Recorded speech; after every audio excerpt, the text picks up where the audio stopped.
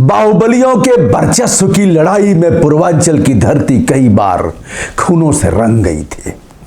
कई बार ऐसे गैंगवार हुए जो लोगों की जुबान पर है, ऐसे ऐसे गैंगवार जिसमें विधायक तक की हत्या की गई, उनके साथ 6-6 लोग मारे गए। इस गैंगवार का अंत भी हुआ कई बार, लेकिन रक्त बीज की तरह यह अपराधी, यह तस्कर, यह माफिया और ऐसे जो आज सियासत में अपनी पहचान बना चुके हैं, राजनीतिक दलों के आकाओं के चलते उनका दमन नहीं हो पाया और भी वह पनपते गए। अब बात की जा रही है कि क्या विधायक मुख्तार अंसारी को लाने में, पंजाब से लाने में क्या गाड़ी पलटेगी?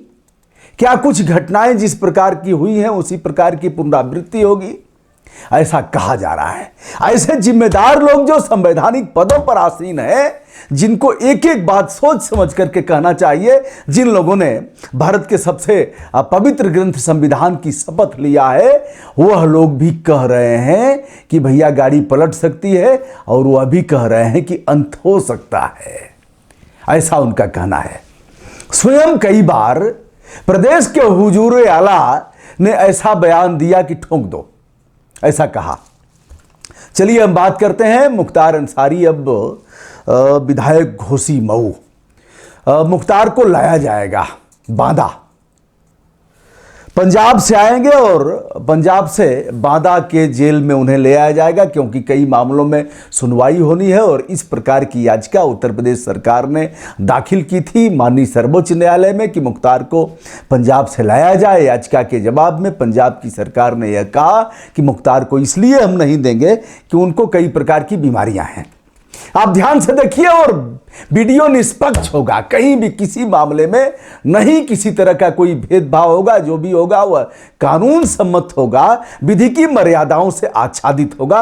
इसलिए आप हमारे साथ बने रहिए। पंजाब की गवर्नमेंट ने कहा कि मुख्तार को उच्च रक्तचाप है, यानी हाई ब्लड प्रेशर। दूसरी बीमारी बताया मधुमेह है, मधुमेह माने शुगर है। तीसरी बीमारी बताया अवसादग्रस्त है। अगला बताया कि उन्हें पीठ का दर्द है, पीठ में बहुत दर्द है, इसलिए आने जाने में उनको असुविधा होगी, दिक्कत होगी, गाड़ी में जाने में उन्हें तकलीफ होगी, इसलिए हम उन्हें नहीं दे सकते। अगला बताया कि त्वचा की एलर्जी भी है। ऐसे तमाम बीमारियों से जूझ रहे 57 वर्षीय मुख्तार अंसारी को पंजाब की गवर्नमेंट ने यहाँ उत्तर प्रदेश भेजने से मना कर दिया। उत्तर प्रदेश की याचिका पर सर्वोच्च न्यायालय ने सुनवाई करते हुए आदेश दिया कि 2 सप्ताह में मुख्तार अंसारी को उत्तर प्रदेश लाया जाए।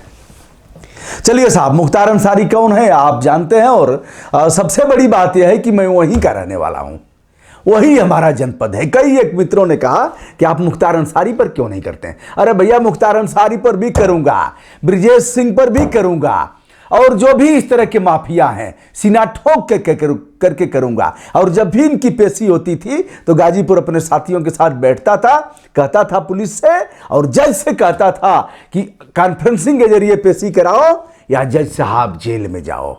मैं दिखाऊंगा, चूंकि यह सीरीज चल रही है इसलिए मैं पेपर की कटिंग और आपको हो सकता है कुछ उस समय के विजुअल भी मिल जाए। चलिए दोस्तों, रोपड़ जेल से मुख्तार अंसारी अब आएंगे। पंजाब की गवर्नमेंट ने कहा जब भी भैया हमारे पास आएगा आदेश हम ले जाएंगे। अब मुख्तार की गाड़ी पलटेगी। कई पलटने के मामले हुए हैं, कुछ इस तरह के मामलों से लोग कयास लगाए जा रहे हैं और सोशल साइट भरा हुआ है कि गाड़ी पलटेगी, अब होगा अंत। देखिए अब प्रदेश के मुख्यमंत्री क्या करते हैं। भैया, अब जिनको नियम कानून और संविधान का पता नहीं है वो ऐसे ही करेंगे। हमारे भी वीडियो पर आएंगे। नहीं कोई हमदर्दी मुख्तार अंसारी से कभी मुलाकात भी नहीं है, लेकिन उनके तमाम लोगों को हम लोगों ने जो बताया और उनके शिकारियों को भी पकड़ा। थे नहीं थे मुझे नहीं पता, लेकिन उनको पकड़ करके हम लोगों ने कानून के हवाले किया। दोस्तों बता रहे हैं, यह बात सच है कि अफजाल अंसारी जो 5 बार विधायक रहे हैं और दूसरी बार सांसद हैं, उनका कहना है कि हम संविधान में विश्वास रखते हैं और मुख्तार अंसारी के लिए तमाम गरीबों की दुआएं हैं। जैसे उन लोगों ने जाना है कि वह बीमार है, वैसे ही तमाम लोगों ने पूजा पाठ अर्चना मंदिर मस्जिद गिरजाघर गुरुद्वारे में किया है, उनका यह कहना है। दूसरी तरफ जो मुख्तार की पत्नी हैं आसफा, उन्होंने नेशनल ह्यूमन राइट कमीशन यानी राष्ट्रीय मानव अधिकार आयोग नई दिल्ली, जिसके चेयरमैन सुप्रीम कोर्ट के मुख्य न्यायाधीश सेवानिवृत्त होते हैं, वहां गुहार लगाया है कि हमारे पति की रक्षा कीजिए।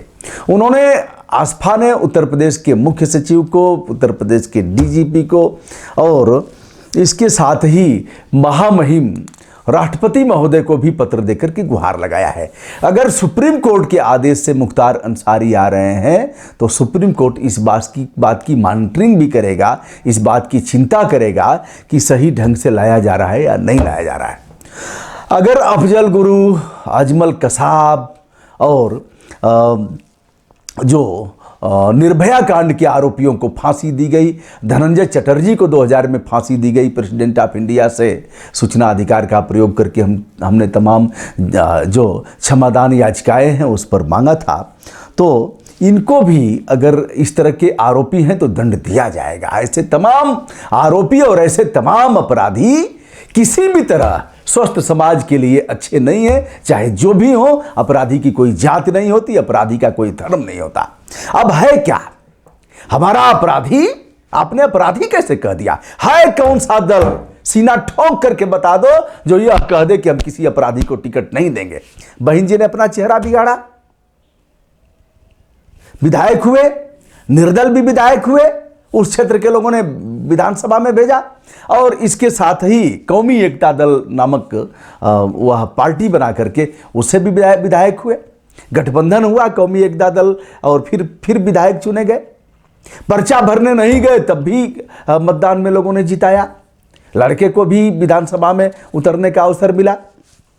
चलिए इस परिवार के बारे में बताते हैं। अफजाल अंसारी जो हमारे सांसद हैं, उसी संसदीय क्षेत्र का मैं निवासी हूं। 2 बार हमारी मुलाकात उनसे है, कार्यक्रमों में मुलाकात होती रहती है तमाम लोगों से, उसमें है। और सिगतुल्लाह अंसारी जो विधायक थे मोहम्मदाबाद से, उनसे हमारी कई बार मुलाकात है, बातचीत नहीं है। सदन में जिला योजना समिति की बैठक में मैं भी उसका मेंबर था और सिगतुल्लाह अंसारी भी मेंबर थे, इसलिए बातचीत होती थी। तमाम प्रश्न मैंने भी लगाया है। सर्वाधिक प्रश्न अगर किसी ने लगाया है जिला योजना समिति में उस कालखंड में तो मेरे प्रश्न हैं। तो दोस्तों सुप्रीम कोर्ट तक से गुहार लगा चुकी हैं मुख्तार अंसारी की पत्नी कि ऐसा हो सकता है और हमारे पति के जान की रक्षा करिए। अब अफजाल अंसारी का यह कहना है कि जो फोटो मीडिया दिखा रहा है, गोदी मीडिया, वह उस समय का है जब मुख्तार जवान थे। आज मुख्तार की जवानी नहीं है, आज जवानी अवसाद में बदल गई है। तमाम बीमारियों ने और समय का जो चक्र है उस चक्र ने मुख्तार को अब धीरे धीरे रोगग्रस्त बना दिया है। तो वही वीडियो दिखाया जा रहा है। व्हील चेयर पर जहां तक सवाल खड़े हुए तो कहा कि कमर में दर्द है तो व्हील चेयर तो किसी को लगाई जा सकती है और व्हील चेयर पर चलेगा ही आदमी। अब एक सवाल, एक और अलका राय आ गई। एक कृष्णानंद राय जो 2005 में नवंबर महीने में बसनिया चट्टी जो गाजीपुर का एक छोर है, बलिया का बॉर्डर है, जहां उनकी हत्या कर दी गई और सैकड़ों राउंड गोलियां चला करके छलनी कर दिया गया। कृष्णानंद राय को अभी मेरे परिचित थे, उनसे भी मेरा दुआ सलाम होता था। तो ऐसे मामले में लेकिन कृष्णानंद राय भी किसी संत महात्मा जैसे नहीं थे, किसी मठ के महंत नहीं थे। यह गैंगवार था।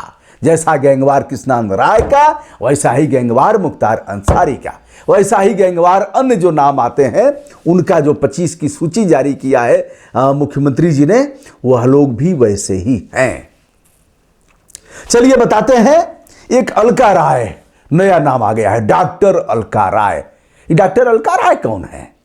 डॉक्टर अलका राय बताती हैं कि साहब हम लगभग 19-20 वर्षों से मऊ जनपद में है, हम नर्सिंग होम चलाते हैं और हमसे कुछ कागजात पर हस्ताक्षर कराए गए।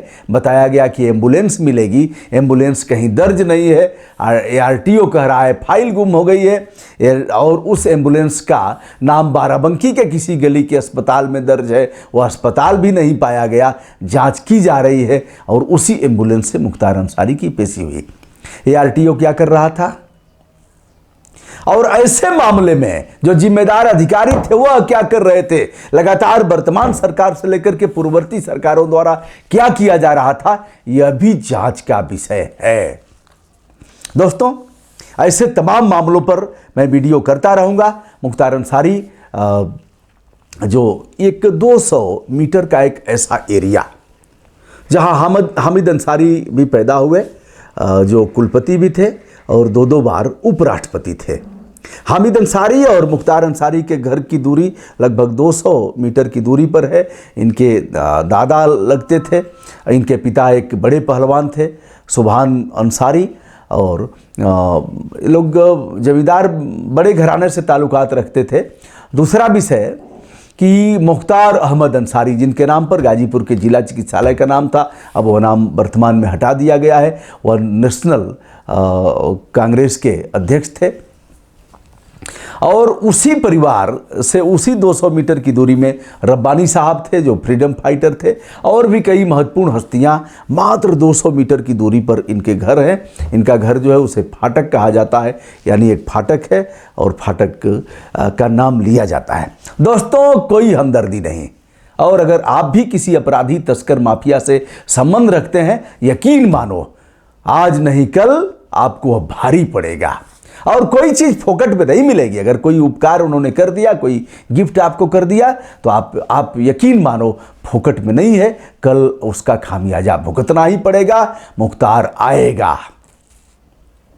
कानून का डंडा पंजाब से उत्तर प्रदेश तक उसे हाँक करके ले आएगा। कोई ताकत रोकेगी नहीं, लेकिन कोई ताकत उसको नुकसान भी नहीं पहुंचाएगी, क्योंकि सारा मामला सुप्रीम कोर्ट के देखरेख में है। भारत के सर्वोच्च न्यायालय के आदेश पर वो आ रहा है और सुनवाई हो जल्दी से। सुप्रीम कोर्ट से मैं यह भी मांग करूंगा कि अत्यल्प मामले में इन ऐसे मामलों की सुनवाई किया जाए। जो एमपी एमएलए कोर्ट है उसकी सुनवाई करे और दंड का निर्धारण करे। यद्यपि कृष्णानंद राय का जो हत्याकांड का मामला था उसमें यह लोग आरोप मुक्त हो चुके हैं, कई लोग ऊपर भी जा चुके हैं। ऐसे में मुन्ना बजरंगी ऊपर गया, जो इनके साथ जिसका नाम जोड़ा जाता था, जेल में जिसकी हत्या हो गई। ऐसे कई लोगों का नाम है जो ऊपर चले गए। अब क्या होगा या तो समय बताएगा, लेकिन आज के दिन तमाम मित्रों के आग्रह पर मैंने एक स्वस्थ विवेचन किया है। ना काहू से दोस्ती, ना काहू से बैर। दोस्तों, विनम्रता के साथ हमारा नमस्कार स्वीकार करिए।